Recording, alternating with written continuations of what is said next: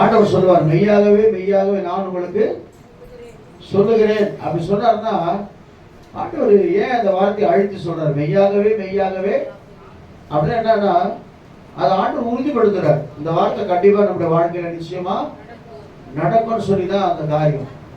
அதனால எனக்கு அன்பான கர்த்தருடைய பிள்ளைகளே, எனக்கு தேவ சமூகத்தில் திரும்ப திரும்ப சொல்ற காரியம் அதுதான். இவங்க ஜெபிக்கல, அவங்க ஜெபிக்கல, இவங்க பண்ணல, அவங்க பண்ணல, இவங்க வரல, அவங்க வரல, நம்ம யாரும் குறித்து நம்ம எதுவுமே சொல்ல வேண்டாம். நாம முதலாவது தேவ சமூகத்துல ஜெபிக்க கற்றுக்கொள்வோம். ஜெபம் பண்ணுற பிள்ளைகளோட கர்த்தர் எப்பவுமே இருப்பார். இவரோட துன்பங்கள் அதிகமாக இருக்கும், துயரங்கள் வரும், வேதனை வரும், போராட்டம் வரும், பிரச்சனை வரும். அதன் மத்தியில கர்த்தர் இருப்பார். சங்கீத புஸ்தகம் 6ஆம் சங்கீதத்துல 8ஆம் வசனமும் 9ஆம் வசனமும் ஒருத்தர் வாசிங்க. அக்கிரமக்காரரே, நீங்கள் எல்லாரும் என்னை விட்டு அகன்று போங்கள். கர்த்தரின் அழுகையின் சத்தத்தை கேட்டார், கர்த்தரின் விண்ணப்பத்தை கேட்டார், கர்த்தரின் ஜெபத்தை ஏற்றுக்கொள்வார். மேல உள்ள வசனத்தை நீங்க வாசிக்கும் போது, அந்த சங்கீத புஸ்தகம் 6ஆம் சங்கீதத்துல மேல உள்ள வசனத்தை நீங்க வாசிக்கும் போது, கர்த்தாவே, ஆண்டவர் தாவீது சொல்றாரு, உங்களுடைய கோபத்தில் என்னை கடிந்து கொள்ளாதேயும், உங்களுடைய உக்கிரத்தில் என்னை தண்டியாதேயும், என் மேல் இரக்கமாயிரும். கர்த்தாவே, நான் பலனற்று போயிட்டேன், என்னை குணமாக்கும். கர்த்தாவே, என் எலும்புகள் நடுங்குகிறது, என் ஆத்துமா மிகவும் வியாகுலப்படுகிறது. கர்த்தாவே, எது வரைக்கும் இறங்காதுக்கு பேர் திரும்பும். கர்த்தாவே, ஆமென், ரட்சியும் சொல்றார். ஒருவேளை நான் தவறு பண்ணியிருந்தேன் சொன்னா, ஆண்டவரே என் பாவங்களை என்ன செய்யுங்க, மன்னிச்சுட்டு என்ன செய்யுங்க அப்படி சொல்லிவிட்டு, எப்பவுமே நீங்க சங்கீதக்காரன் தாவீது முதல் ஸ்டேட்மெண்ட் ரொம்ப கஷ்டமா இருக்கும். ஆண்டவரே கைவிட்டா போல பேசிக்கொண்டே வருவார். பேசிட்டு அவர் சொல்லுவாரு, ஆனாலும் சொல்றாரு, இவ்வளோ பிரச்சனை எனக்கு இருக்குது, நான் தேவ மனுஷன் தான், நான் தேவனை விசுவாசிக்கிறவன் தான், தேவனை நம்புறவன் தான், ஆனா என் வாழ்க்கையில சோதனை மேல் சோதனை வந்து கொண்டே இருக்குதுன்னு சொல்லிட்டு அவர் சொல்றாரு. இப்ப வாசிங்க அந்த 8ஆம் வசனத்தை. ஒருவேளை எனக்கு விரோதமாக பேசிக் கொண்டிருக்கிற அக்கிரமக்கார ஜனங்களே, என்னை விட்டு எல்லாரும் விலகி போங்க. கர்த்தரின் அழுகையின் சத்தத்தை கேட்டார். இந்த ஒரு வசனம் என்ன பாதிச்சது? கர்த்தரின் அழுகையின். ஒருவேளை எனக்கு அன்பான தேவ பிள்ளைகளை, நீங்க தனிமையில அழுது கொண்டிருக்கிறோம். ஆண்டவர் தீர்க்க தரிசனமா இது வெள்ளிக்கிழமையே எனக்கு ஆண்டவர் சொன்ன செய்தி. ஒருவேளை தனிப்பட்ட விதத்துல யாருமே சொல்ல முடியாத ஒரு சூழ்நிலை அழுது கொண்டிருக்கலாம். இல்ல வேலை நிமித்தம் அழுது கொண்டிருக்கலாம், இல்ல குடும்பத்து சூழ்நிலை நிமித்தம் அழுது கொண்டிருக்கலாம், இல்ல மனைவி நிமித்தம் அழுது கொண்டிருக்கலாம், இல்ல கணவன் நிமித்தம் அழுது கொண்டிருக்கலாம், பிள்ளைகள் நிமித்தம் அழுது கொண்டிருக்கலாம்.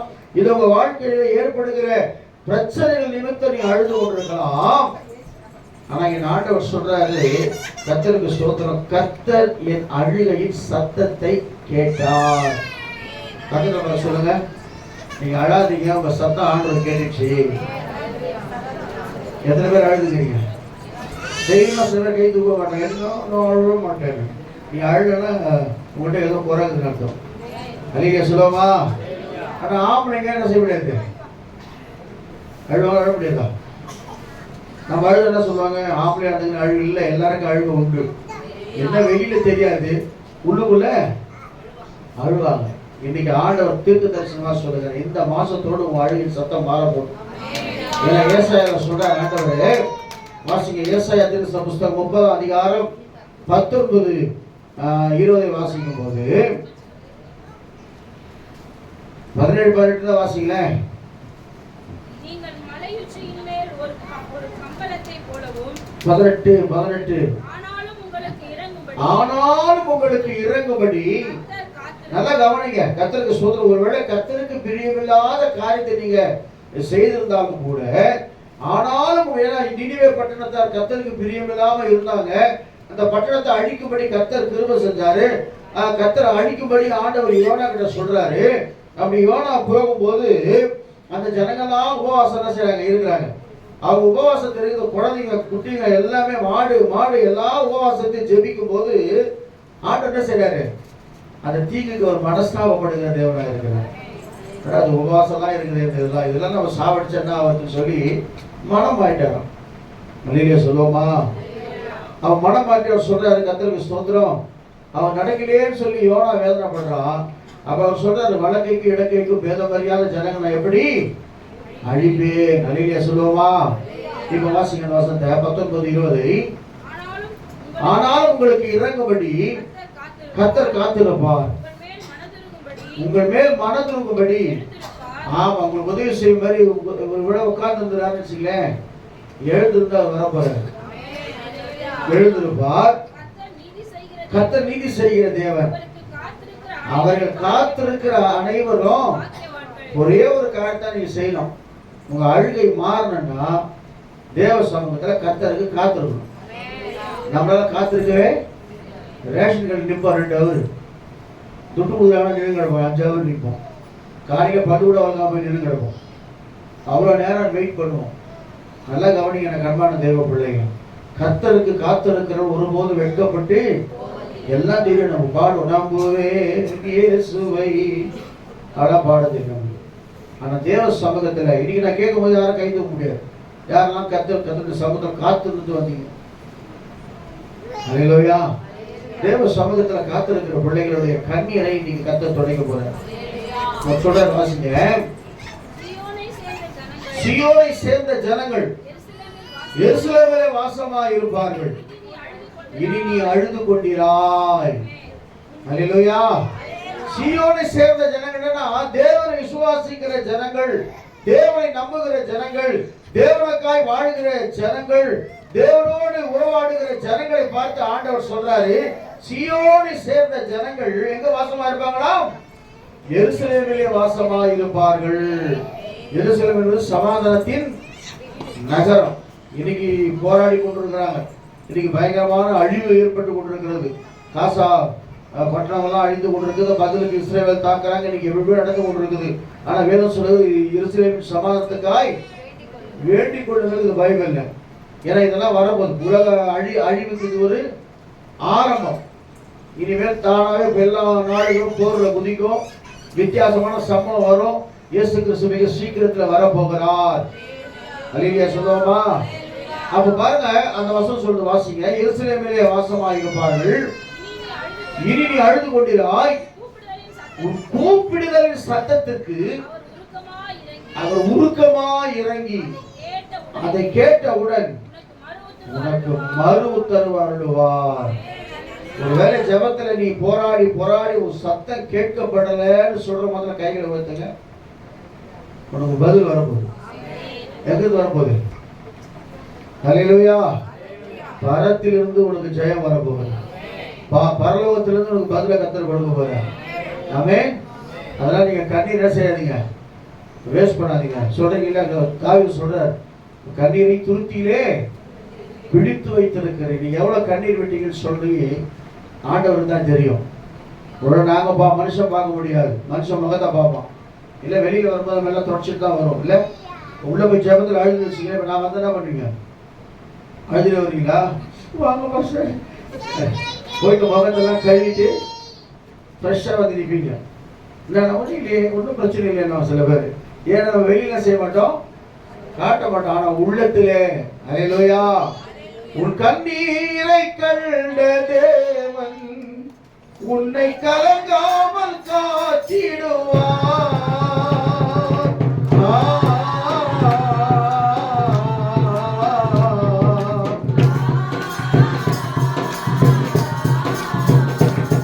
உன் கண்ணீரை கண்ட தேவன் உன்னை கலங்காமல் காத்திடுவார். நீ கலங்காதே திகையாதே, நீ கலங்காதே திகையாதே.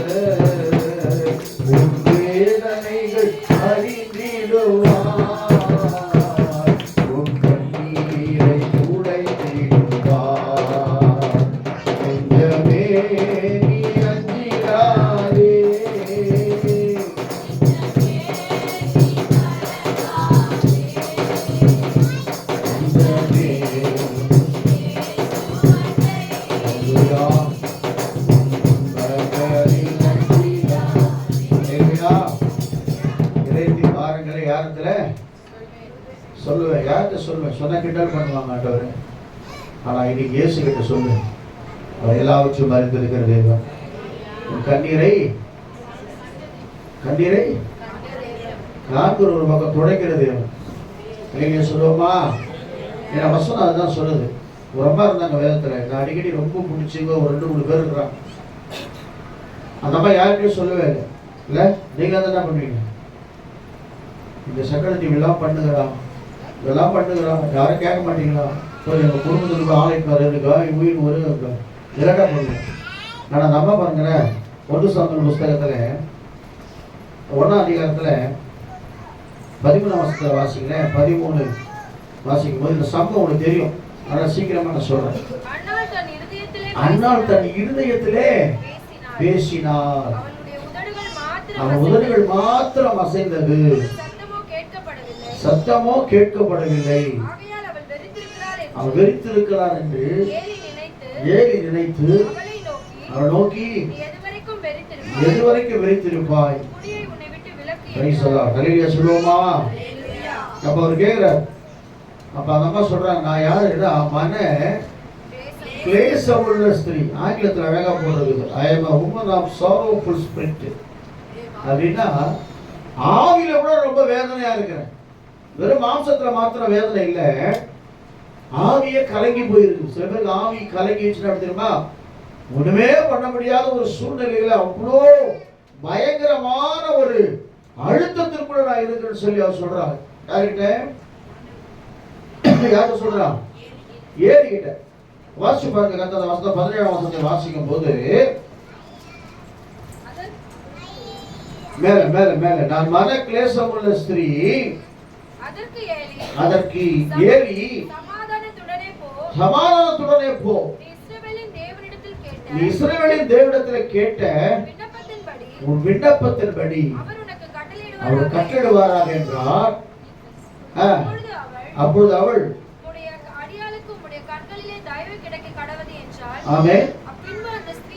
பின்பு அந்த ஸ்திரீ புறப்பட்டு போய் போஜனம் செஞ்சா.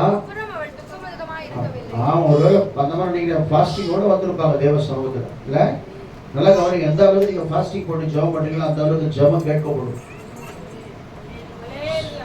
சில பேர் 4 இட்லி வந்து சாப்பிட்டு கூட வந்து உட்காந்து ஃபாஸ்டிங். நிறைய பேர் நான் பார்த்துக்கிறேன், தூங்கி கிடங்க வந்து. ஃபாஸ்டிங் வருமா? எப்படா ஃபாஸ்ட் முடிப்பார், எப்படா சாப்பிடுவோம், அது ஒரு பக்கம் வருது.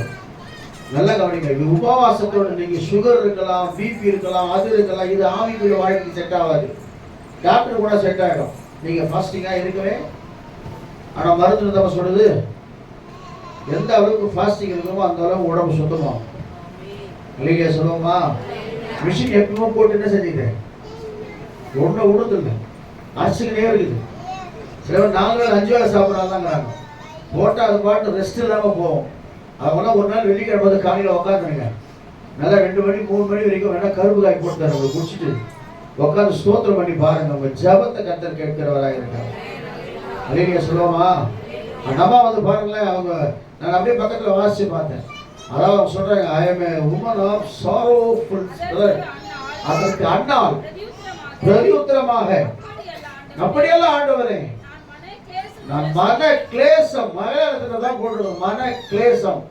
அந்த பாட்டு ஒரு மன கிளேச தரங்கங்களால் துக்கசாகரத்தில் முகம்போல் இரு கரம் நீட்டி எடுத்தனச்சோ பயப்படண்டா என்னுரைச்சவரே வாழ்த்துவேன் என்ற பிரியனே ஜீவகாலமெல்லாம் இவரு யாத்திரையில் நன்னியோடு நான் பாடி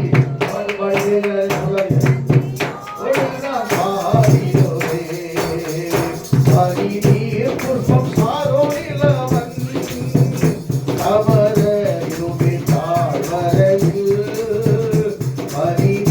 புஷ்பம் சாரோனிலவன் அமர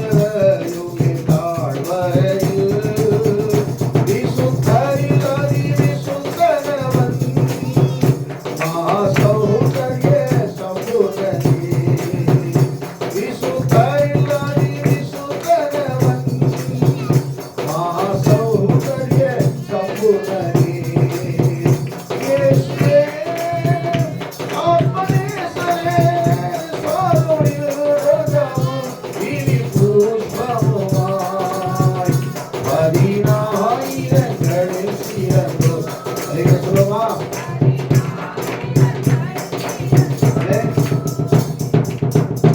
பாட்டும் பாடணும், தெலுங்குலயும் பாடணும், மலையாளத்திலயும் பாடணும், அப்புறம் ஹிந்திலையும் பாடணும், இங்கிலீஷ்லயும் பாடணும்.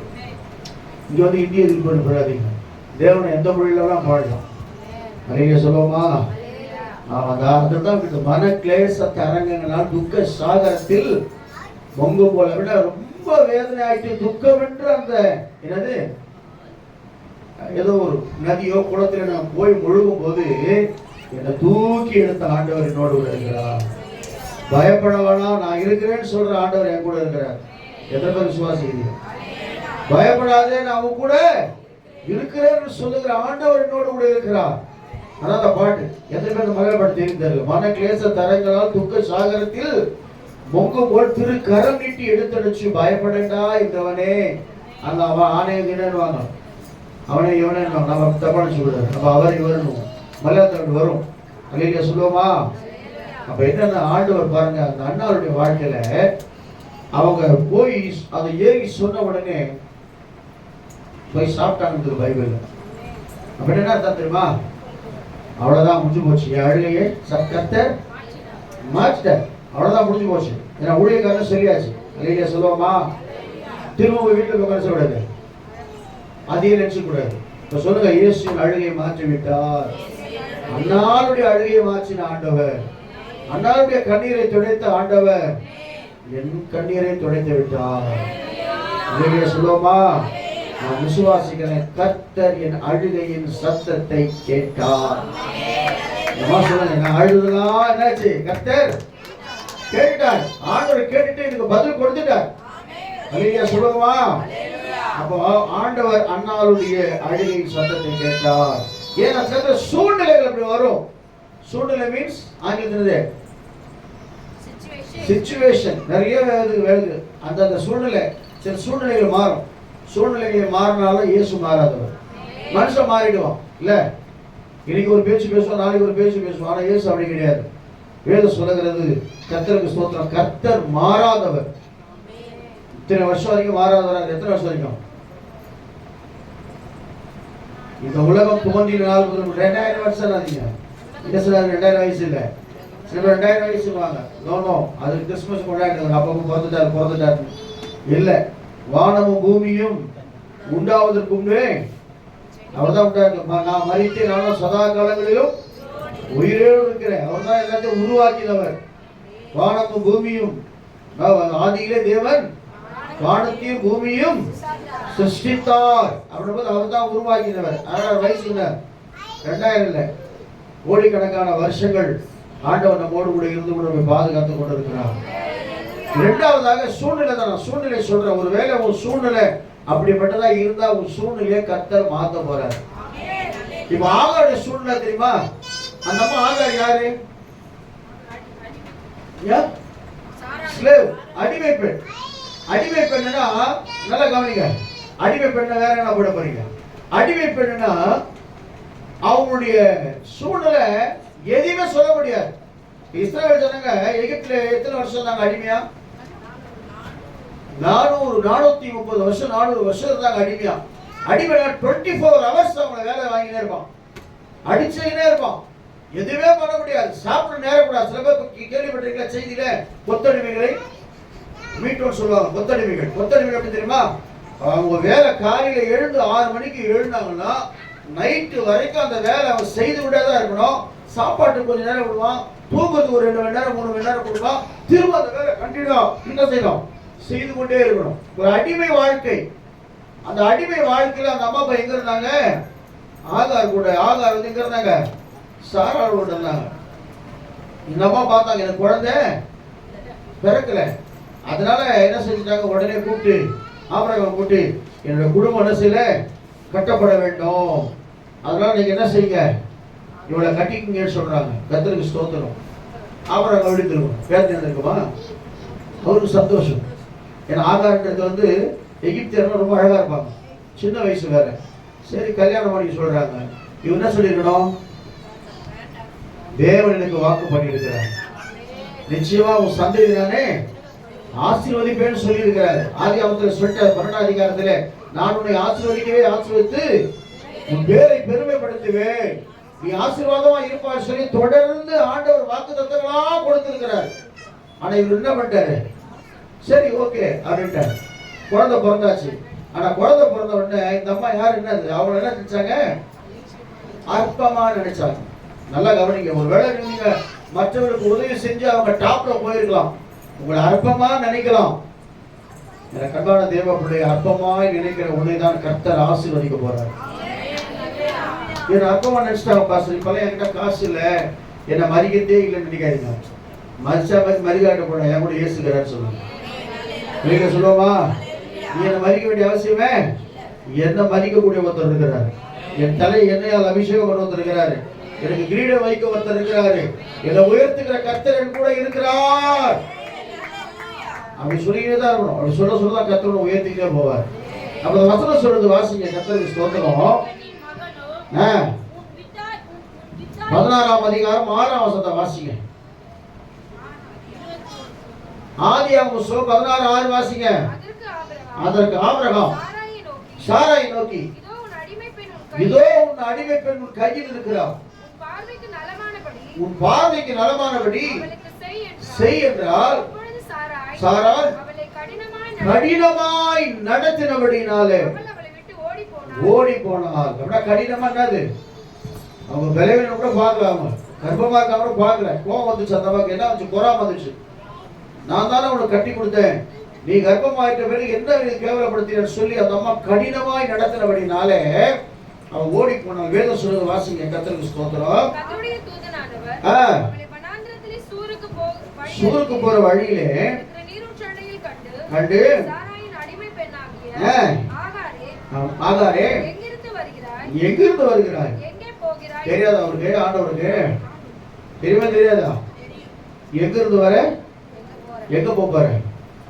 எங்க இருந்து வரீங்க? எங்க போறீங்க? நான் திரும்ப வீட்டுக்கு போறேன் ஆண்டவரே. அப்படி இல்லை. வந்தது ஆண்டவர் நம்ம அழைத்து கொண்டு வந்திருக்கிறார். நம்ம நோக்கம் எல்லாம் பரலோகம் தான் போகணும். எங்க இருந்து வருகிற, எங்க போற? அவளுக்கு போக்கிடமே தெரியல. பயத்துல கர்ப்பத்தோடு ஓடிக்கொண்டிருக்கிறா. வாசிங்க. தூதனானவர் திரும்பி போ, அவன் கை கீழ் அடங்கியிரு. தூதனானவர் அவன் நோக்கி, உன் சந்தை நான் மிகவும் பெரும், உனக்குள்ள ஒரு தரிசனத்தை நான் வச்சிருக்கிறேன், கவலைப்படாத, அதை விட்டு வெளியே வராத, ஏன்னா அங்கேயே இரு, கர்த்தர் உனக்கிட்ட ஒரு ஆசீர்வாதத்தை வைத்திருக்கிறார். அடுத்தது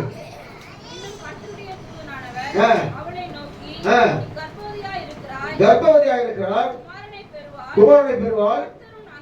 அங்கலாய்ப்பை கேட்டபடினால், அங்கலாய்ப்பு அப்படின்னா அங்கலாய்ப்புனா தமிழ்ல நிறைய விஷயங்கள் இருக்குது. அங்கலாய்ப்புன்னு சொன்னா, அங்கலாய்ப்பு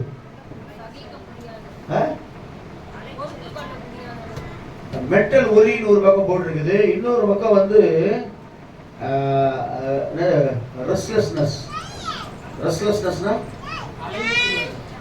அலைந்து திரிகிறது. மனசுல என்ன இல்லை, ஒரு சொல்லுவாங்க, ஒரு இன்ச்சு கூட மனசுல சமாதானம் இல்லை. ரெஸ்ட்லெஸ்னஸ் மைண்ட் என்ன இல்லை, சமாதானமே இல்லாத ஒரு சூழ்நிலையில கர்த்தருக்கு ஸ்தோத்திரம் அந்த அம்மா ஓடி போறாங்க. அது மாத்திரம் இல்ல, பயங்கர டென்ஷன். ஐயோ இப்படி என்ன போட்டு கொடுமைப்படுத்துறாங்களே ஓடுறாங்க. ஆனா கர்த்தர் இடத்துல தூதனானவர் வந்து நிக்கிறார், சொல்றாரு என்ன செய்ய, திரும்பி அங்க போய் அடங்கிடுவோம். அங்கலாப்ப கர்த்தர் கேட்டாரு. ஃபர்ஸ்ட் உன் கண்ணீரை கேட்டாரு, இப்ப என்ன செய்யறாரு, அங்கலாப்ப கர்த்தர் கேட்டுக்கிறாரு. எத்தனை பேர் தேவ சமத்துல அங்கலாய்ப்போடு அழுது கொண்டிருக்கிறீங்களோ, உங்க அங்கலாய்ப்பை கர்த்தர் கேட்டு விட்டார். அவர் கேட்டபடி நான் இந்த பக்கம் கேட்கல, எல்லாம் அமைதியாக கிடக்குது. என்ன சொன்னாலும் சரி, எங்களுக்கு அதை பற்றி கவலையே கிடையாது. இடி விழுந்தாலும் சரி, மழை பெஞ்சாலும் சரி, அப்படியே இருப்போம். கையை தூக்கிட்டு அலேலியா சொல்லி இந்த பக்கம் தான் தூக்கி இருக்குது கையை. ஆமென் அல்லேலூயா. அப்ப அவன் மட்டும் தான் கேட்க போறாரு. இவங்க அப்படியே தான் உட்காந்துருக்கோம். கட்சி வரைக்கும் ஏசினார் வர வரைக்கும் வந்துட்டு போயிட்டு அப்படியே அப்படியே உட்காந்து போகுது. கூட ஒத்துழைங்க. இல்லையா இவ்வளோ தூங்குறீங்க என்னன்னு தெரியல. கர்த்தர் நல்லவர், அவர் கிருபை என்றும் உள்ளது. நைட்டெல்லாம் முடிச்சுட்டு வந்து தூங்குறது ஏன் சாப்பிடணும். அல்லையா சொல்லுவோமா? இவ்வாசிக்கு அங்கலாகி கேட்டபடியால் கர்த்தர் ஆமென் நீ ஒரு கர்ப்பவதியாக இருக்கிறார், ஒரு குமாரனை பெறுவார். கர்த்தர் உங்களை அங்கலாகி கேட்டபடினால பேரிடுவாயாக. அவன் துஷ்ட மனுஷனாக சொல்லவே தேவை, அப்படிதான் இருக்கிறான். துஷ்ட மனுஷனாக இருப்பான், விரோதமாகவும் எல்லாருடைய கையும் இருக்கும். ஆமென். அப்பதான் அந்த அம்மா சொல்றாங்க, நீர் என்னை காண்கின்ற தேவன். யாருமே இதை காணல, ஆனா நீங்க வந்து என்ன செய்ய விசாரிச்சீங்களா ஆண்டவரே அப்படி சொல்லி அவங்க பேரை வைக்கிறாங்க. லகாய் அந்த இடத்துல வாசிமா ஆண்டவருக்கு ஒரு பேர் வைக்கிறாங்க. ஆகையால் இடப்பட்டது. சரி, இதை விட்டுங்க. 21ஆம் அதிகாரத்துல வாங்க. அவர் என்ன செய்யறாரு, இப்போ வந்து அந்த அம்மாவை ஓடுறாங்க. ஆனா 21ஆம் அதிகாரத்துல இவரே அனுப்புறாரு. என்னது? ஆபிரகாம் அதிகாலையில் எழுந்து அப்பத்தையும் ஒரு துருத்தி தண்ணீரையும் எடுத்து வைத்து ஒப்பு கொடுத்து அனுப்பிவிட்டான். பெயர்சபாவின் வனாந்திரத்திலே அலைந்து திரிந்தால் செலவழித்த பின்பு விட்டு பார்க்க மாட்டேன் என்று சொல்லி அழுதால் பிள்ளையின் சத்தத்தை கேட்டார். குழந்தை பிள்ளையின் சத்தத்தை கேட்டா எத்தனை வயசு இஸ்மாவேலுக்கு? பிள்ளையின் சத்தத்தை நீ பெரிய 90 வயசு ஆளா இருந்தாலும் சின்ன குழந்தை அதில் இயேசுக்கு நீ பிள்ளைதான். அல்லேலூயா. அப்பா நான் உமது பிள்ளை. போதும், அவமானம் அடைவதில்லை சொன்னீங்க இல்லையா? இப்ப அந்த வசனம் பாருங்க, வாசிங்க. பிள்ளையின் சத்தத்தை தேவன் எத்தனை வயசு சொல்லுங்க, கரெக்டா சொல்லுங்க. அப்புறம் எத்தனை வயசு? 17 வயசு. அல்லேலூயா. ஆதியாகமத்துல 16 வாசிட்டு வந்தீங்கன்னா அங்க போட்டிருக்கோம். அப்புறம் 17ஆம் அதிகாரத்துல போட்டிருக்கோம். என்னன்னு பிள்ளைய கரம் வசனம் கீழே வாசி பாருமா. பிள்ளையை இல்ல அதை விடுமா. இதுக்கு அந்த வசனத்தை வாசிங்க. 21ஆம் அதிகாரத்துல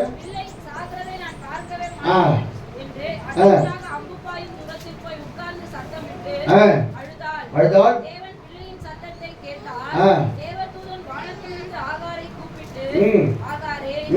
என்ன சம்பவித்தது? பயப்படாதே, பிள்ளை இருக்கும் இடத்திலே தேவன் அவன் சத்தத்தை கேட்டார். நீ எழுந்து பிள்ளையை எடுத்து அவனை கையிலே பிடித்துக் கொண்டு போ. நான் கையில தூக்கி கொண்டு போடுறேன், கையில பிடித்து கொண்டு போடுறேன். பிடித்து கொண்டு போனா யார்? அவன் நடக்கிற ஸ்டேஜில் இருக்கிறான் இல்ல. கையில பிடித்து கொண்டு போ. அப்பதான் அவங்க சூழ்நிலையை பாக்குறாங்க. பக்கத்திலேயே ஒரு நீர் ஊற்று இருக்குது. அதுல இருந்து அவங்க பாக்குறாங்க. அங்கதான் ஆண்டவர் அவங்க ஆசீர்வதிக்க ஆரம்பிச்சார். ஆகாரை ஆசீர்வதிச்ச ஆரம்பிச்சார். அப்போ ஒரு சூழ்நிலை பாருங்க. அந்த டென்ஷன் நிமித்தம் ஆண்டவர் சில நேரத்தில் நம்ம பக்கத்திலேயே இருக்கிறது அவங்களுக்கு தெரியாது. அல்லேலூயா சொல்லுவோமா? அவங்க தேவைன்னா, ஐயோ எங்க கணவர் இவ்வளவு நாள் என்னை நேசித்து குழந்தை பிறந்த உடனே இந்த வயசுக்கு அப்புறம் என்னை எங்க அனுப்பிச்சிட்டாரு? வனாந்திரத்துக்கு அனுப்பிச்சிட்டாரு. நான் என்ன செய்ய போற தெரியலையே சொல்லி கலங்கி கொண்டிருக்கிற வேளையிலே அங்கேயும் ஆண்டவர் வந்து அந்த மகளுக்கு உதவி செய்கிறார். பிள்ளையின் சத்தத்தை கர்த்தர் கேட்டுட்டாரு. நீ என்ன செய் போல் சொல்லி அந்த இடத்துல ஒரு 100 நீரூற்று கண்கள் திறந்தது. பைபிள் வாசிங்க. தேவன் அவருடைய கண்களை நல்லா கவனிங்க. இன்னும் நீங்க கண்ணை திறக்காம இயேசுவை ஆசீர்வதிக்கல, இயேசுவை கண்ணீரை துடைக்கல, இயேசு எனக்கு எதுவுமே செய்யலன்னு சொல்லி தயவு செய்து சொல்லாதீங்க. இன்னைக்கு கண்ணை திறந்து பாருங்க. உன் பக்கத்துல கர்த்தர் நிக்கிறார். எதை விசுவாசிக்கிறீங்க? இது பாடவான என் கூடவே இரும். நீ இல்லாம என்னால உன் கூட தான் இருக்கிறார். வசனம் அதான் சொல்லுது, நீ பயப்படாத, என்னோடு கூட இருக்கு, நீ திகையாதே கலங்காதே, நான் உன் தேவன், உன்னை பலப்படுத்தி உனக்கு. இதெல்லாம் பொய்யா? வசனம் உண்மை. நாம தான் அவனை தள்ளி வச்சிடறோம். ஆண்டவரே கொஞ்சம் என்ன செய்ய இருங்க, இன்றைய சில வேலைகளை நல்லா முடிச்சுட்டு வர சொல்றோம். உன் கூடவே தான் இருக்கிறார். அப்பதான் சொல்றான், முதல்ல என்னை காண்கிறவன் நான் கண்டேன்னு சொல்றான். ஆனா இங்க பார்த்தா அவர் கண்களை கர்த்தர் திறந்தார். திறந்த பொழுது வாசிங்க, திறந்தார், கண்டு நிரப்பி கொடுத்தார். போதும். அழகிய சொல்லுவோமா? முதல்ல என்ன சம்பவம்? முதல்ல என்ன சம்பவம்? வெளியில சொல்ல முடியாத ஒரு வேதனை. கண்ணீரோடு போன தேவ சமூகத்துல அவள் கண்ணீரை கலிப்பாய் கர்த்தர் மாற்றி நிறைய பிள்ளைகளை கர்த்தர் கொடுத்து அவளை ஆசீர்வதித்தார். இரண்டாவது, தனிமையாய் விடப்பட்ட ஒரு சூழ்நிலை, அங்கலாய்ப்பு, வனாந்தரத்தில் யாருமே எனக்கு உதவி செய்ய ஆறிலேயே சொல்லும்போது அங்கேயும் கர்த்தர் கூட இருந்த அற்புதங்களை செய்தார். மூணாவது, சில நேரத்தில் வியாதி நமக்கு வந்துடும். நல்லா கவனிங்க, வியாதி நமக்கு வந்துட்டா நல்ல பெரிய பணக்காரனா படம் நினைக்கலாம். நம்ம இப்படியே தான் மனுஷன் வந்து உடம்புல திமிர் இருக்கும் போது பார்த்து வார்த்தைலாம் வித்தியாசமா வரும். நீங்க தூக்கி படுகை போட்டு வச்சுங்க, ஆண்டு ஒரு மாசம் அவன்தான் எல்லாம் போயிடும். எனக்காக வச்சு ரொம்ப எனக்காக போக்கில் டீம் இருக்கும்போது தான் சில பேர் ஜோப் பண்ணிடுவோம். வெளியே வந்துட்டு பிறகு அவன்தான் முடிஞ்சு போச்சு கதை. உனக்கு எனக்கு சம்மந்தமே அதெல்லாம் சில நேரத்தில் கஷ்டமா இருக்கும். உயிரை முத்தி ஜோப் பண்ணுவோம். வெளியே வந்துட்டு பேர் அவங்க பண்ற காலை வந்து திரும்ப அதே பண்ணுவோம். திரும்பவும் அதே தான் செய்து கொண்டிருப்பாங்க. எனக்கு ஆமா ஜோப் பண்ண ரைட்டு பண்ணான்றது போடணும் இல்லையா? திரும்பி என்ன சொல்லுவாங்க, ஆண்டவர் பாருங்க 38 வருஷமா படுத்துட்டு இருந்தானே, அவனுக்கு எவ்வளவு வேதனை இருந்திருக்கும்ல, எவ்வளவு கஷ்டப்பட்டு இருப்பான். ஆனா வந்து எங்க இருக்கிறான்? சர்ச்சுக்கு வந்துட்டான். சர்ச்சுக்கு வந்து ஆண்டவர் சொல்றாரு, ஆண்டியா திரும்ப பாவம் பண்ணாங்க. அப்ப அந்த வியாதி எப்போ வந்துருக்குது? எதுக்கு வந்துருக்குது? பாவத்தினால அந்த வியாதி வந்துருக்குது. அதான் சொல்றாரு, திரும்ப நீ ரைட்டு ஒழுங்கா சர்ச்சுக்கு வந்து ரட்சிக்கப்பட்டு ஞானசனத்தை பரிசுத்தவன் அபிஷேகத்தை பெற்று பரலோகத்துக்கு போற வழியை பாரு. வெளியே சொல்லுவோமா? அதான் அதுக்கு அர்த்தம். எத்தனை வருஷம்? 12 வருஷமா அந்த அம்மா ஆஸ்தி எல்லாத்தையும் எழுதிட்டாங்களாம். மார்க்கு சுவிசேஷம் பெரும்பாடுள்ள ஒரு ஸ்திரீ அநேக வைத்தியர்களால், நல்ல கவனிங்க, சில நேரம் நம்ம வைத்தியரே பார்த்து கொண்டிருக்கோம். ஆனா வைத்தியர் நம்ம கூட இருக்கிற, நானே உன் பரிகாரியாகிய, அதுக்காக மருந்து மாத்திரம் போட வேண்டாம் பார்த்து சொல்லிட்டான்னு சொல்லி என்ன பண்றீங்க வரீங்க நீங்க போக. ஆனா உங்க நம்பிக்கை எங்க இருக்கணும்? ஆமா, 1000 மாத்திரை நிறைய மாத்திரை போட்டுக்கின்னு வயிறுலாம் எழுதிடுறாங்க. நான் சொன்ன மாத்திரைக்கு முதல்ல வேற ஜூஸ் சாப்பிட்டுட்டே இருங்க, தானா என்ன ஆயிடும்? செட் ஆயிடும். அப்ப என்ன அர்த்தம்? நான் ஆண்டவர் சொல்ற சொத ரகசியம் தெரியுங்களா? அவரே தெய்வீக சுகம் அளிக்கிற கர்த்தர்.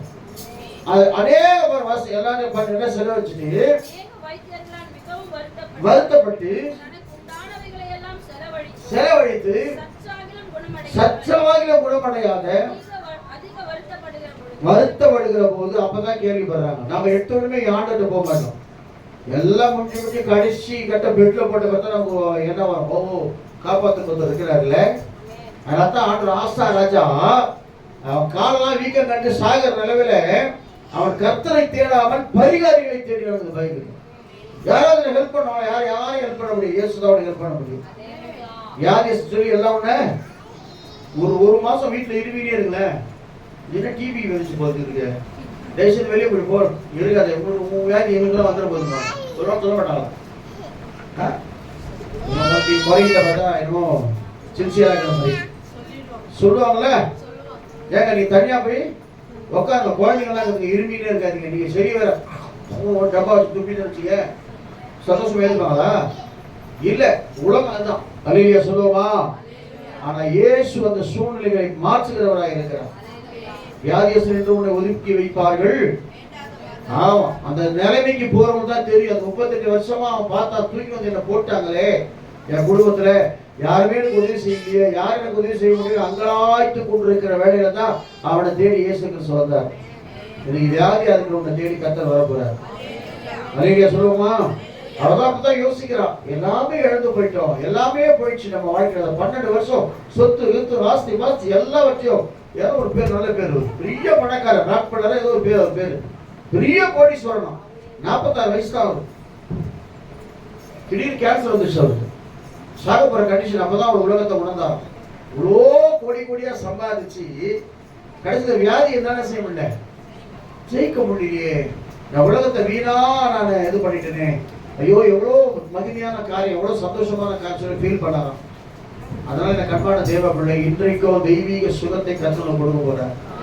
எசேக்கியா ராஜா தான் சொல்றான், எங்க போய் சோர்பரம் திரும்பிக்கிறான், செய்தி வந்தாச்சு, தீர்க்கதரிசி சொல்லியாச்சு, அவ்வளவுதான் உங்க வீட்டு காரியத்தை ஒழுங்குபடுத்தி தீர்க்கதரிசி மூலமா கர்த்தர் பேசிட்டார், இனி நீ உயிரோடு இருக்க மாட்டேன்.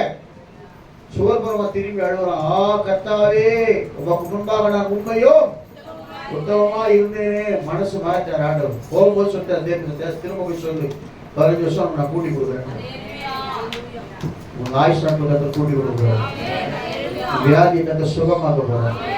எத்தனை பேர் விசுவாசிக்கிறீங்க? வியாதியஸ்தன் என்று உன்னை ஒதுக்கி வைப்பார்கள், வேண்டாத வார்த்தைகளை சொல்லி புண்படுத்துவார்கள்.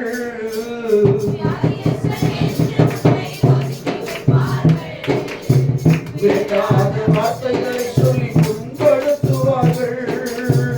வாழ்வதா சாவதா என்று நீ அழுது புலம்பிடுவாய், என்று நீ அழுது புலம்பிடுவாய்.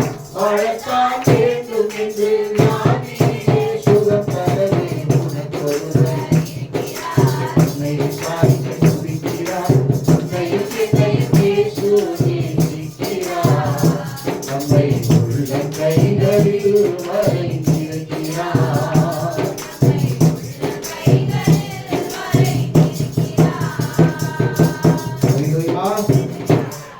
அக்கிரமங்களை எல்லாம் மன்னித்து, நோய்களை எல்லாம் குணமாக்கி, உன் பிராணனை அழுக்கி விலக்கி மீட்டு, நன்மையினாலும் கிருபையினாலும் இரக்கத்தினாலும் முடி சுட்டி. என்னது அன்னைக்கு நானும் என்ன, நாங்கள் அந்த கடையில் உட்காந்துக்கிறோம். அப்போ ஒரு சகோதரி கடந்து போறாங்க, தேன் சிஸ்டர் கடைக்கு எதிர்த்த மாதிரி ஒரு கடையில் உட்காந்துக்கிறோம். பார்த்தா என்ன சாப்பிடலாம் சொல்ல மாட்டோம், உட்காந்து பேசிக்கிறோம். பேசும்போது ஒரு சிஸ்டர் போகுது. அப்போ இவங்க கேட்குறாங்க, அண்ணாள் சிஸ்டர் கேட்குறாங்க. பேசும்போது நான் கேட்டேன், அந்த சகோதரி யாது அப்படின்னு. ஏன்னா அவ்வளோ நல்லா இருப்பாங்க சகோதரி வாலிபத்தில். பார்த்தா முகமெல்லாம் பிளாக் ஆகி போய் தொப்பு உண்டு போய் ஒரு மாதிரியா இருக்கிறாங்க. நம்ம அழகெல்லாம் மாறி போயிடும். ஒரு சின்ன வியாதியோ விரைவினமோ குடும்ப கஷ்டமோ நஷ்டமோ எது வந்தாலும் எல்லாம் மாறிவிடும். நம்ம அதுக்காக ஃபீல் பண்ணவே கூடாது. வியாதி மத்தியில் சுகம் கொடுங்க. நீங்க பாருங்க, கை கால் உழுந்து போயிட்டு நம்ம படுத்த படிக்க ஆகிட்டு வச்சுங்களேன், எவ்வளவு மாசம் உங்களை பார்ப்பாங்க. எங்க கணவர் ஆச்சே அப்படின்னு சொல்லி டெய்லி வந்து என்ன சொல்றாங்க, தனியா ஒரு ரூம் போட்டு உங்களை தூக்கி வச்சுருவாங்க. அப்பப்போ என்ன கொடுக்குறதுனா கொடுத்துருவாங்க, போறதுனா போவாங்க. உண்மைதான் சொல்றாங்க. அந்த மாதிரிலாம் நாங்கள் வாழ்க்கை நடக்கவே கூடாது. ஆண்டவன் ஜெபம் பண்ணுங்க. அல்லேலூயா சொல்லுவோமா? ஏன்னா இன்னைக்கும் சொல்றேன், வியாதியில சுகம் கொடுக்கிற கர்த்தர் உன்னோடு கூட இருக்கிறார். வியாதியில சுகம் கொடுக்கிற தேவன் உன்னோடு கூட இருக்கிறார். நீங்க பாருங்க, 18 வருஷமா நீ நிமிர கூட கூடிய ஒரு செகண்ட்ல சுகமாக்கிட்டாரு அவர். அதுக்கப்புறம் 12 வருஷமா பெரும்பாலோடு இருக்கிறான். ஒரு செகண்ட்ல கர்த்தர் என்ன செய்யறாரு, சுகமாக்குறாரு. 38 வருஷமா படுத்தே கிடக்குறான், யாருமே அவனை விசாரிக்கல. ஆனா இயேசு விசாரிக்கிறார் பைபிள்ல. முன்னே அவர் விசாரிக்க வந்திருக்கிறார். அதனால என்ன செய்யுங்க, ஆண்டவர் ரொம்ப அன்பு செலுத்துங்க. மனுஷன் மேல அன்பு அதெல்லாம் செலுத்தாதுன்னு சொல்ல, நேசிங்க. ஆனா கடவுளை விட அதிகமா நேசிக்க கூடாது. அல்லேலூயா சொல்லுவோமா? நமக்காக சிலுவையில் எல்லாவற்றையும் செய்து முடித்த ஆண்டவரை அதிகமா நேசிங்க. ஒவ்வொரு நாளும் கர்த்தருடைய தேசப்பா நான் அதிகமா நேசிக்கிறேன், ஐ லவ் யூ ஜீசஸ் அப்படின்னு அவரை பார்த்து சொல்லுங்க. நம்ம அதிகமா நேசிக்கிற ஆண்டவரை, உங்களை அதிகமா நேசிக்கிறேன், என்னுடைய பிள்ளையாய் நினைத்துக் கொள்ளும், என்னை உயர்த்தும் ஆண்டவரை, என் பிரச்சனைகளை மாற்றும், என் போராட்டங்களை மாற்றும், எல்லாவற்றையும் அவர் கையில ஒப்பு கொடுத்து பாருங்க. நான் திரும்பவும் சொல்றேன், உன் அழுகையின் சத்தத்தை கர்த்தர் கேட்டார். அண்ணா சூழ்நிலை ஒரு பக்கம், அவர் யாரு? ஆகார் சூழ்நிலை ஒரு பக்கம். ஆமா, இயேசு கிறிஸ்துவே அழுதார். அவர் ஜெபத்தை பிதா கேட்டார். இயேசு எப்ப அழுதார்?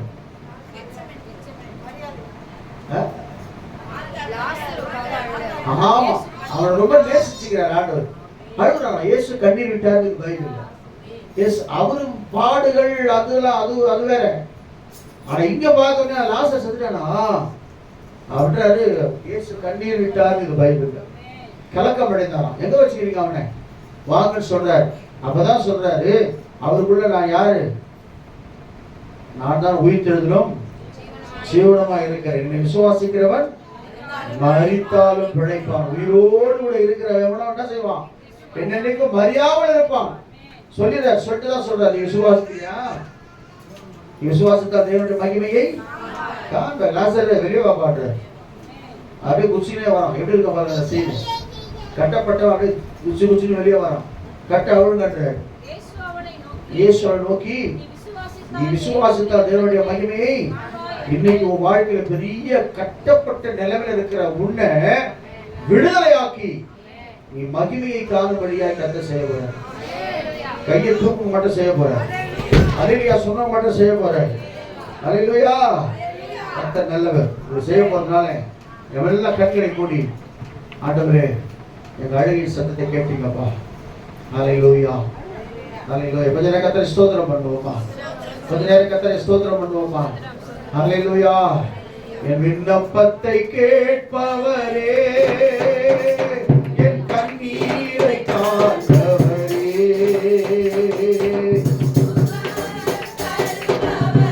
ஆமென்.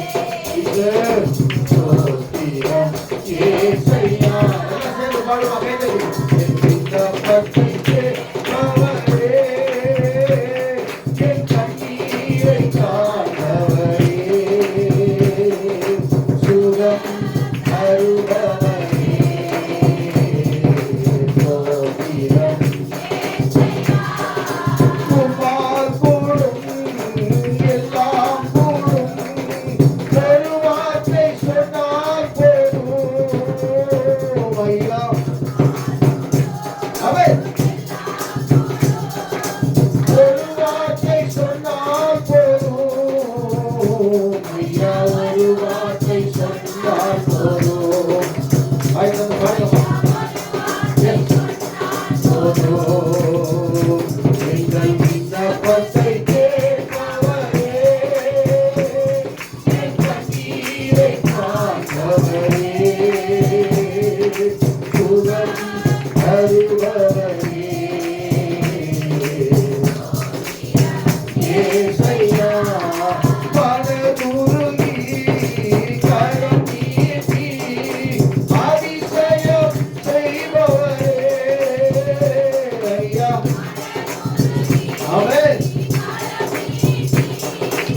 அதிசயம் செய்பவரே, ஐயா. அதிசயம் செய்பவரே. சொல்லுங்க, என் வாழ்க்கையில அதிசயம் செய்தப்பா. இயேசுவே உம்மைத்தான் நான் நம்பி இருக்கிறேன். என் விண்ணப்பத்தை கேட்கிறவரே, என் கண்ணீரை காண்கிற தேவனே, உங்களோடு மாத்திரமே. அல்லேலூயா.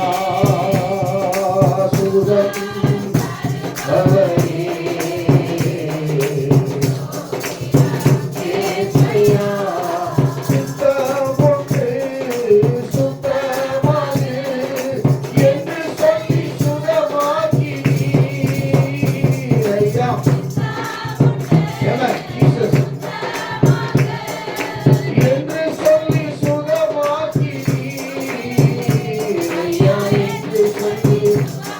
ஓ ரகமலதன சதர